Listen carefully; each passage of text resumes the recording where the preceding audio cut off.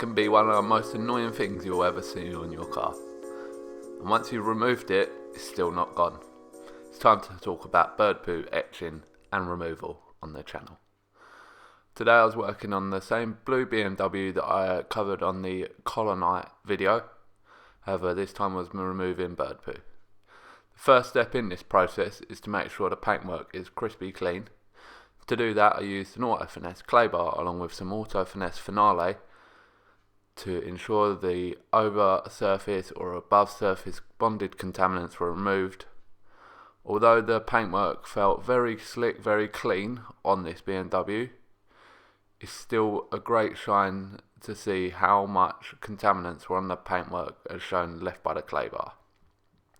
Nothing too dramatic, just a bit of tree sap, but still well worth removing before we start with the sanding.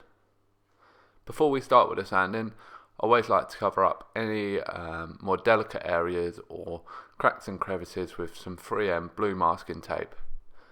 This just saves time in the future. If I overrun an edge and there's a small amount of polish that sits down an edge, that'll just stop that, and once the process is done, it means that I don't have to go through any shuts and crevices cleaning them.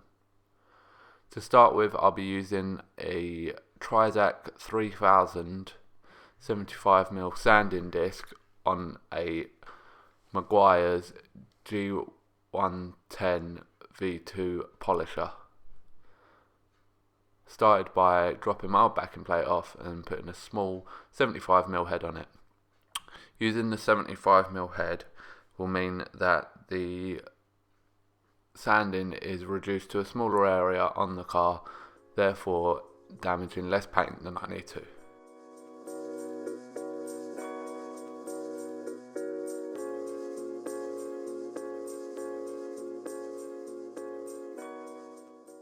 With the sanding disc now on the head of my polisher, I took a small amount of Finale to lubricate the surface, but didn't drench it, sat the sander flat on the surface, and set to work with it on about speed setting 2 or 3.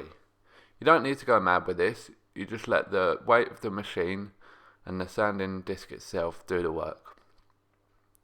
The magic with these 3000 Trizac discs for me is the fact that I know that I can pull out the bird etching removal as it's quite a shallow surface defect.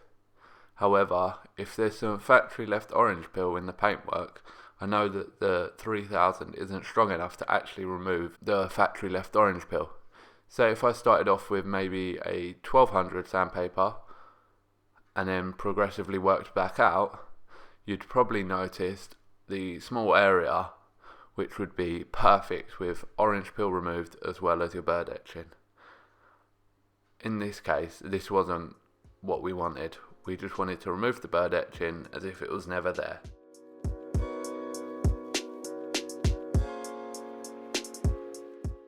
The white residue you can see on the paintwork is actually the small amount of lacquer that we've sanded away from the paintwork. Once buff clean, have a look in a flat light and you'll see that the paintworks look slightly matted. This is like all of the micro scratches left by the 3000, but what you'll also notice is that we've removed the etching from the surface. If you haven't, you would notice it in this process.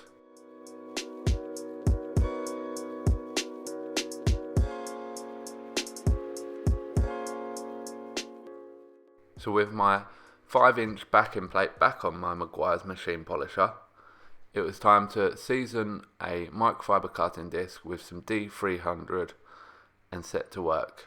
Started out by slowly spreading the product into the area that I needed on speed setting 2. As you can see, I've just covered the area that we sanded and a little bit around it to blend it in. And then turned the machine up to speed setting 4 to 5 on this machine. Could be less if you own a Roops machine or a rotary. Then set to work. This is my actual arm speed. You can see how slow that I'm working on this paintwork. This ensures that the polisher can do the job it needs to. Too quicker on arm speed and you won't be getting the job done in the right manner.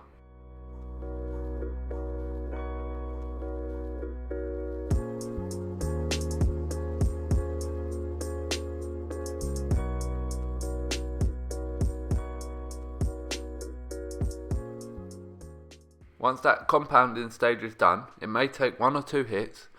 Grab a small little pen LED light such as the Roots and check your work. If needs be, you might have to go back over. If not, it's time to grab the 205 and a blue 3M waffle pad and refine that paintwork.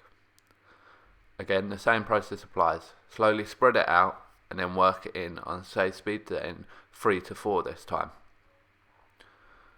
The blue pad spreads the 205 extremely easy and is a real pleasure to work with, leaving a really crisp finish to the paintwork.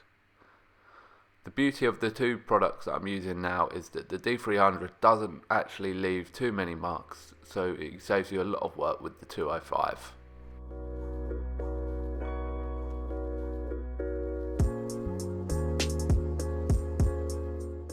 Once you're done with your 205, be sure to take a clean microfiber towel and buff away the residue.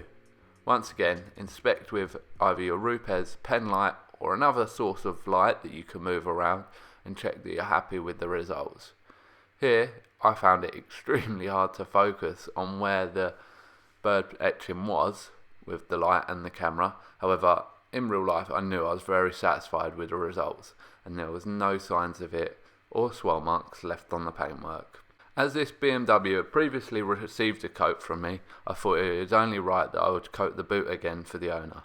So I took my Colonite 845 and a wax mate from Auto Finesse and spread the buttery smooth wax across the boot lid, ensuring that it was protected from any future rain and dirt landing from the surface. Unfortunately, it won't stop the bird etching, but we've got to give it a good coat anyway.